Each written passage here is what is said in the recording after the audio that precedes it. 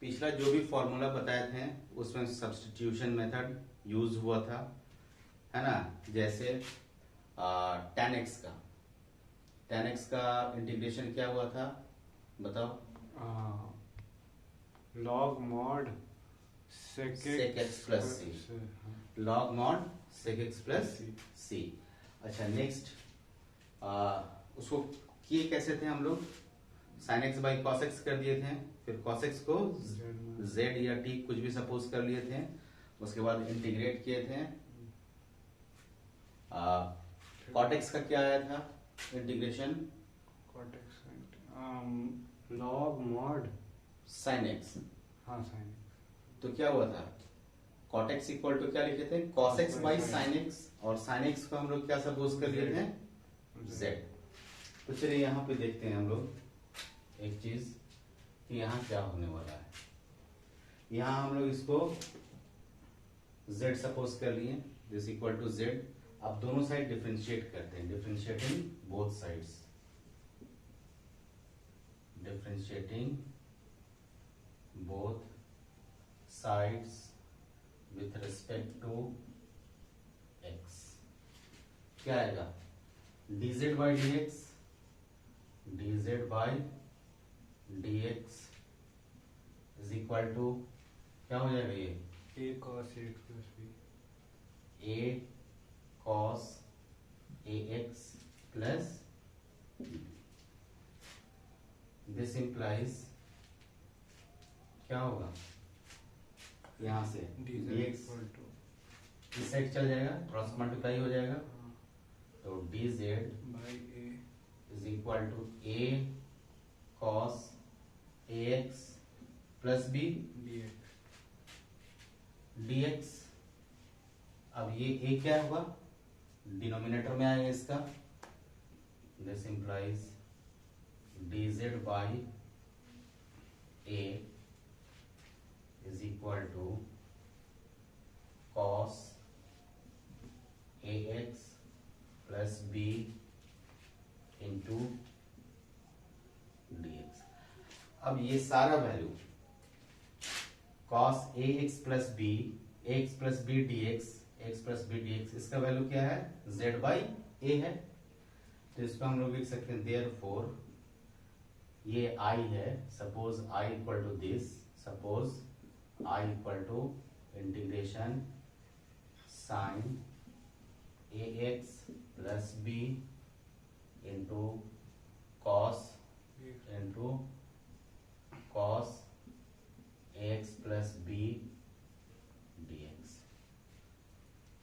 तो therefore I is equal to, सारा value substitute कर दीजिए, साइन ax प्लस b क्या है, z है, और cos ax plus b dx का वैल्यू कितना आया है यहाँ से, इस जगह से देखिए dz बाई a। तो ये क्या होगा, into dz by 1 by a बाहर निकल गया, dz बाई a लिखते हैं तो a कांस्टेंट है वो बाहर निकल गया। इसको फाइनली इंटीग्रेट किए तो क्या हो गया, z square plus c 1 by a 2 है, z square plus z square plus c और बाई 2। ये कहां से आया, कौन से इंटीग्रल से, हम लोग जानते हैं integration of x to the power n dx क्या होता है, x का power n plus one by n plus one plus c होता है, ये तो पता है। तो यहाँ z का पावर कुछ नहीं, मीन्स क्या है 1, तो 1 प्लस 1 2 बाई 2। ये आपका क्या हो गया, finally I is equal to क्या आएगा, z का वैल्यू फिर से यहाँ पे डाल देते हैं, इस जगह पे z का वैल्यू फिर से डाल देते हैं, तो क्या हो गया 1 बाई a इंटू z का वैल्यू क्या हो गया, z स्क्वायर है तो z का value sine ax plus b का स्क्वायर बाई 2 प्लस सी। इसको फाइनली क्या लिखा जा सकता है, 1/2a, 1/2a into sine square ax plus b plus C. यही हो गया फाइनल आंसर। ठीक है,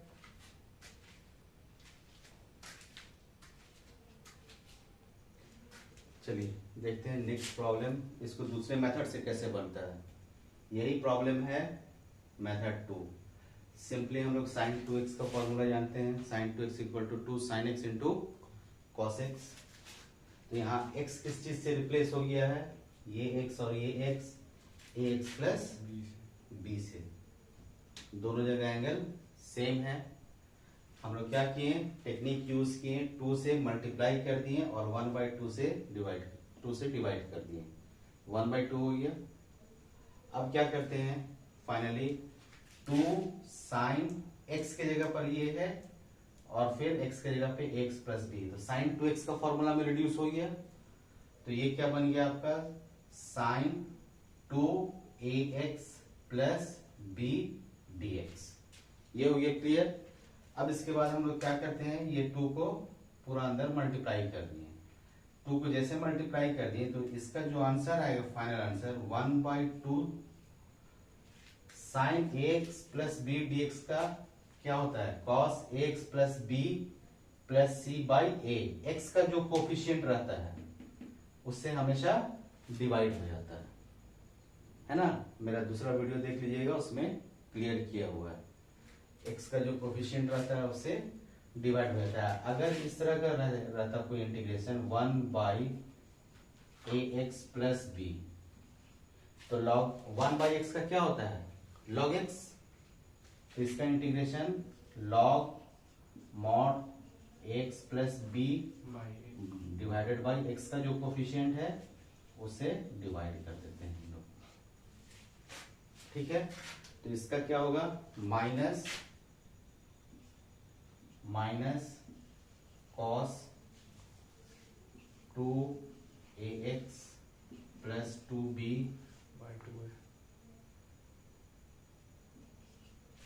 बाई x का कोफिशिएंट क्या है, 2a है, तो 2a से डिवाइड कर देना होगा बाई 2a प्लस c।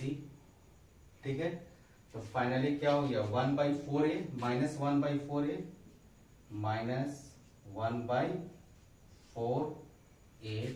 यहां फिर से 2 कॉमन निकल जाएगा, तो cos 2ax plus b plus c ये आ जाएगा। क्लियर है, कोई प्रॉब्लम। चलिए नेक्स्ट प्रॉब्लम देखेंगे। अब इसको इंटीग्रेट करना है। ठीक है, देखते हैं वेरियस टेक्निक्स, वेरियस मेथड्स, क्या क्या पॉसिबल मेथड्स है, उससे हम लोग इसको इस प्रॉब्लम को इंटीग्रेट कर पाएंगे।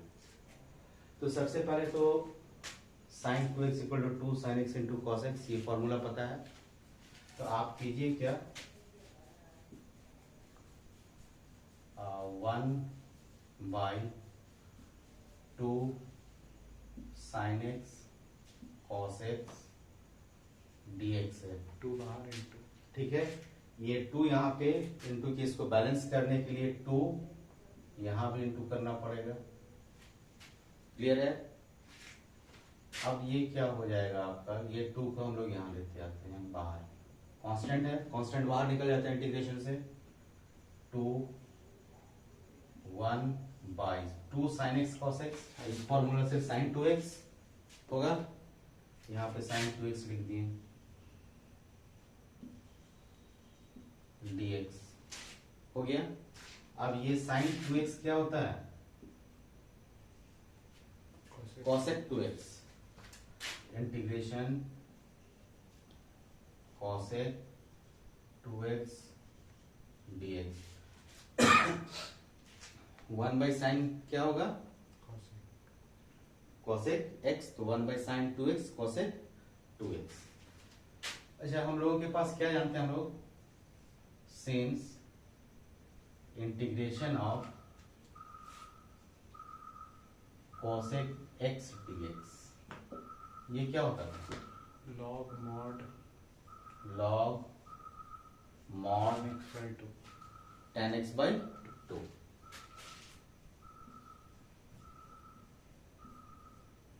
प्लस सी, ये होता था फॉर्मूला। तो tan 2x समझ लेकिन x का कोफिशिएंट यहाँ क्या है? 2 है, तो 2 से डिवाइड भी करना पड़ेगा इंटीग्रेट करने के बाद। तो ये हो गया 2 log mod tan, ये क्या है? 2x हाँ x x है तो x by 2 हो गया, तो 2x है तो 2x by 2 होगा। इस जगह पे x किससे रिप्लेस होता है? x by 2 से, तो 2x किससे रिप्लेस होगा? 2x by 2 से, डिवाइडेड बाय x का कोफिशिएंट क्या है? 2 है, तो यहाँ पे हम लोग लिख देते हैं। ठीक है, अब क्या होगा?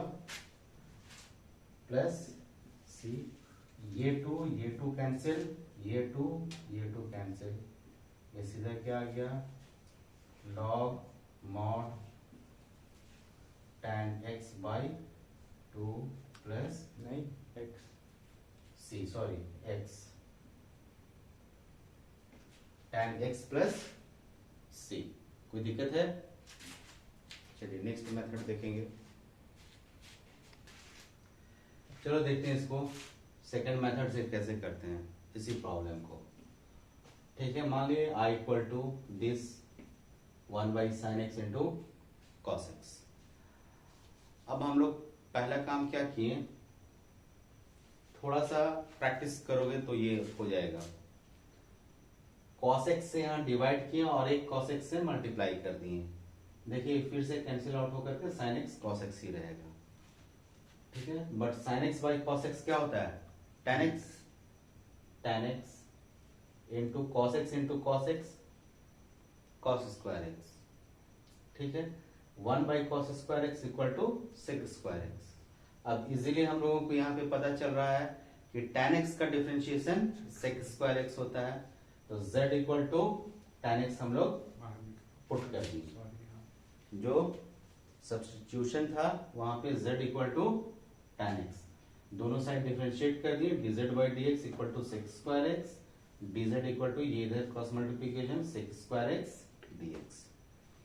अब ये सारा वैल्यू को 1 में हम लोग डाल देते हैं। 1 में डालने से क्या मिला? dz बाई z, और ये किसका 1 बाई z dz क्या होता है? इसको हम लोग ऐसे भी तो लिख सकते हैं, 1 by z दिस equal to integration 1 by z dz, ये log mod z हो जाएगा प्लस c, और फिर से जो z पे वैल्यू सपोज किए हुए थे ये वैल्यू z के प्लेस पे फिर से डाल दिए। z equal to tan x suppose किए थे, यहाँ पे इस वैल्यू को डाल दिए, ये हो गया।